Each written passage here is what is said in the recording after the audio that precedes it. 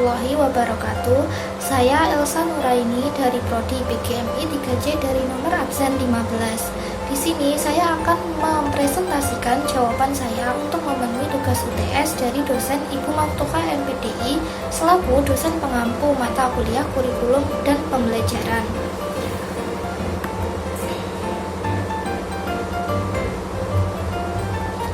Untuk soal yang pertama, yaitu bagaimana kurikulum dapat disesuaikan dengan kebutuhan dan juga karakteristik siswa dalam konteks pembelajaran. Nah, kurikulum sendiri merupakan suatu acuan atau alat yang digunakan untuk membangun kompetensi dari peserta didik. Nah, peserta didik sendiri merupakan seorang individu yang memiliki karakteristik, sifat, minat, bakat, potensi, dan juga kemampuan yang berbeda-beda, dan juga senantiasa mengalami perubahan, perkembangan, dan juga pertumbuhan secara dinamis. Kurikulum yang disesuaikan dengan kebutuhan dan juga karakteristik dari peserta didik tidak lepas dari beberapa teori belajar. Yang pertama yaitu teori belajar behavioristik. Teori ini beranggapan bahwa tingkah laku dari peserta didik merupakan reaksi yang diperoleh melalui stimulus, yang dalam teori ini dapat berupa contohnya hasil belajar. Menurut teori ini, tingkah laku dari peserta didik dapat diketahui melalui pemahaman karakter dan juga latar belakang dari peserta didik. Yang kedua ada teori belajar kognitif. Teori tingkah laku peserta didik ini yang beranggapan bahwa tingkah laku peserta didik dipengaruhi oleh pikiran dan juga dari kognisi mereka. Untuk yang selanjutnya ada teori belajar humanistik. Teori ini beranggapan bahwa peserta didik menentukan kualitas dan juga perilaku dirinya sendiri.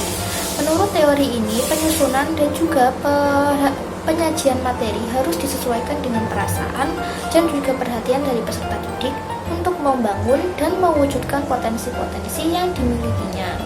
Maka dari itu, penyusunan kurikulum sendiri harus disesuaikan dengan kebutuhan dan juga karakter dari peserta didik. Untuk yang selanjutnya yaitu pertanyaannya, apa yang dimaksud dengan pembelajaran berbasis proyek dan bagaimana guru dapat mengintegrasikannya dalam kurikulum? Pembelajaran berbasis proyek atau project-based learning adalah metode pembelajaran yang diberikan pendidik kepada peserta didik dalam mengelola pembelajaran dengan menggunakan kegiatan proyek sebagai media. Kegiatan proyek memuat tugas-tugas yang didasarkan pada pertanyaan dan juga pemecahan masalah yang menuntut peserta didik untuk merancang dan juga memecahkan suatu permasalahan. Tujuan pembelajaran berbasis proyek ini sendiri adalah agar peserta didik dapat memiliki kemandirian dalam memecahkan atau mengerjakan suatu tugas. Nah, untuk guru mengintegrasikannya dalam kurikulum, yaitu yang sekarang kan ada kurikulum merdeka, maka guru dapat mengintegrasikannya melalui pembelajaran proyek P5 atau dalam madrasah yaitu PPRA. Fokus dari pembelajaran ini adalah untuk meningkatkan keterampilan peserta didik dalam keterampilan sosial dan juga kerjasama. Untuk yang selanjutnya yaitu proyek-proyek yang diberikan oleh pendidik, peserta didik diajarkan untuk bekerja sama dengan tim, menghargai pendapat antar peserta didik. Selain itu, pembelajaran berbasis proyek P5 atau PPRA ini juga memberikan kesempatan bagi siswa untuk mengembangkan keterampilan kritis dan juga kreatif dalam menghadapi permasalahan dan juga menemukan solusi dalam mengatasi permasalahan tersebut. Nah, untuk yang soal ketiga yaitu bagaimana teknologi dapat digunakan dalam mendukung pembelajaran dalam kurikulum. Teknologi sendiri merupakan aspek untuk meningkatkan proses belajar peserta didik yang harus diintegrasikan ke dalam pembelajaran untuk meningkatkan kualitas pembelajaran dan mengurangi peran pendidik yang sebagai satu-satunya sumber belajar. Teknologi informasi dan komunikasi dalam pembelajaran memiliki 3 fungsi utama. Yang pertama ada teknologi sebagai alat. Nah, teknologi sebagai alat ini yaitu membantu peserta didik atau pendidik untuk membantu di proses pembelajaran seperti mengolah angka ataupun mengolah kata. Yang kedua adalah teknologi sebagai ilmu pengetahuan atau sains. Teknologi ini menjadi bagian dari disiplin ilmu yang wajib dikuasai oleh peserta didik. Contohnya yaitu pada mata pelajaran TIK di sekolah-sekolah negeri maupun swasta yang harus mempelajari mata pelajaran ini sebagai bagian dari disiplin ilmu. Yang selanjutnya ada teknologi informasi menjadi bagian dan juga alat dan bahan dalam pembelajaran.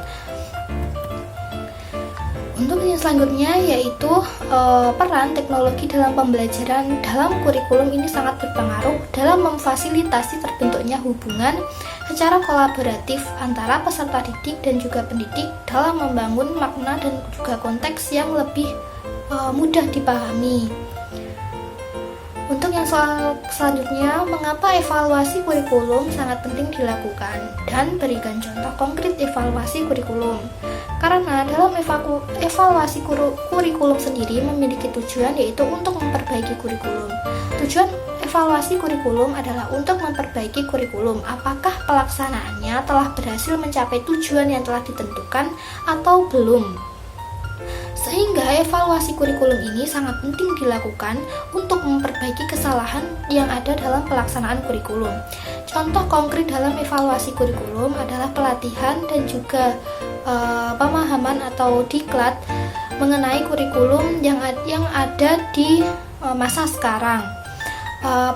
Pelatihan ini dilakukan oleh guru, perancang kurikulum dan juga kepala sekolah lainnya untuk mengetahui apakah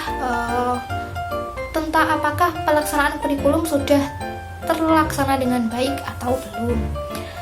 Untuk yang soal terakhir atau soal kelima, yaitu jelaskan dan berikan contoh konkret guru dalam melakukan penilaian dalam pembelajaran yang efektif. Penilaian sendiri menurut Permendikbud nomor 23 tahun 2016 adalah proses pengumpulan dan pengolahan informasi untuk mengukur pencapaian hasil belajar dari peserta didik. Penilaian sendiri memiliki fungsi yaitu untuk mengetahui pencapaian hasil belajar peserta didik dan meningkatkan kemampuan peserta didik dalam proses belajar. Contoh konkret penilaian guru dalam pembelajaran, saya mengambil contoh dari penilaian dari kurikulum 2013 yang mengambil beberapa aspek yang perlu dinilai. Ada 3 aspek. Yang pertama ada aspek sikap, yang kedua ada aspek pengetahuan, dan yang ketiga ada aspek dari keterampilan. Maka dengan seperti itu pendidik dapat mengetahui pencapaian dari peserta didik melalui 3 aspek tersebut, entah dari sikap atau pengetahuan dan keterampilan itu peserta didik bagaimana. Itu akan menjadikan pendidik lebih memahami dan juga mengetahui pencapaian dari peserta didik, dan juga dapat menjadi evaluasi dan juga perbaikan dari guru di kemudian hari. Berikut yang dapat saya sampaikan mengenai presentasi dari jawaban saya. Apabila ada salah kata atau ada kurang lebihnya dari saya mohon maaf. Wassalamualaikum warahmatullahi wabarakatuh.